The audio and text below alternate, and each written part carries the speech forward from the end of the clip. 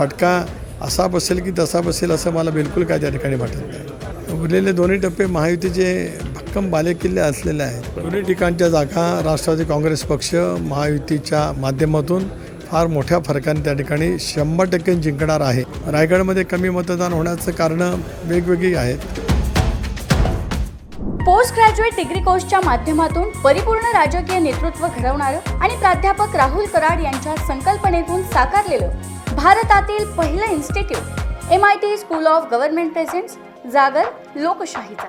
राष्ट्रवादी काँग्रेसचे प्रदेशाध्यक्ष सुनील तटकरे आपल्यासोबत आहेत. सुनीलजी, महाराष्ट्रात बारामतीची लढाई हाय व्होल्टेज होती. सोबतच रायगडमधून तुम्ही स्वतः लोकसभेच्या रिंगणात होता. दोन्ही ठिकाणी 7 तारखेला निवडणूक पार पडली. काय वाटतंय दोन्हीकडचं वातावरण? दोन्ही ठिकाणच्या जागा राष्ट्रवादी काँग्रेस पक्ष महायुतीच्या माध्यमातून फार मोठ्या फरकाने त्या ठिकाणी 100% जिंकणार आहे. मूळ प्रश्न असा होता की यावर्षी मतदानाची टक्केवारी घसरली असं सातत्यानं सांगण्यात येते, समोर आकडेवारी येते. याचा फटका महायुतीला कुठेतरी बसेल का अशी भीती आहे का? नाही, असं नाही, कारण त्याची अनेक कारणं आहेत. फार टक्का घसरला नाही तर 60% आसपास रायगडमध्ये तर मतदान त्या ठिकाणी झालं आहे. मागच्या वेळेला 61% आसपास त्या ठिकाणी होतं. रायगडमध्ये कमी मतदान होण्याचं कारणं वेगवेगळी आहेत. कारण यावेळेला मुंबईहून येणाऱ्या मतदारांची संख्या घटली, कारण तो दिवस सुट्टीचा नव्हता.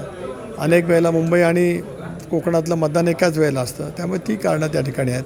त्यामुळे फटका असा बसेल की तसा बसेल असं मला बिलकुल काय त्या ठिकाणी वाटत नाही. किरण सामंतांनी मध्यंतरी त्यांच्या कार्यालयावरचा उदय सामंत यांचा फोटो काढला. नंतर मतदानाच्या दिवशी ते दिवसभर नॉट रिचेबल असताना अगदी शेवटच्या क्षणी त्यांनी येऊन मतदानाचा हक्क बजावला. या सगळ्यात त्यांची नाराजी कुठेतरी फटका देऊन जाईल. सैन्य आणि क्रीडा क्षेत्रात करिअर करायचे? नेताजी सुभाषचंद्र बोस सैनिकी निवासी शाळा पुणे. ॲडमिशनसाठी संपर्क 960 781 1662. ती तळ कोकणातली जी काय जागा आहे, जिथे आदरणीय नारायणराव राणे उमेदवारी करत होते, त्या ठिकाणी तेही निवडणुकीमध्ये इच्छुक उमेदवार होते. शिवसेनेची उमेदवारी त्यांना मिळावी अशा पैसा त्यांचा आग्रह होता. परंतु जागा वाटपामध्ये ती जागा भारतीय जनता पक्षाला त्या ठिकाणी मिळाली.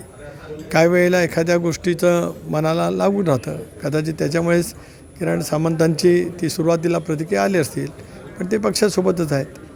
एकंदरीत उर्वरित 2 टप्प्यांमध्ये महायुती म्हणून तुम्ही कशा पद्धतीनं प्रचाराची रणनीती असणार आहे आणि संपूर्ण महाराष्ट्रात 48पैकी किती जागा जिंकण्याचा महायुतीचा मानस आहे? उरलेले दोन्ही टप्पे महायुतीचे भक्कम बालेकिल्ले असलेले आहेत. त्यामुळे तो गड 100% येणारच आहे.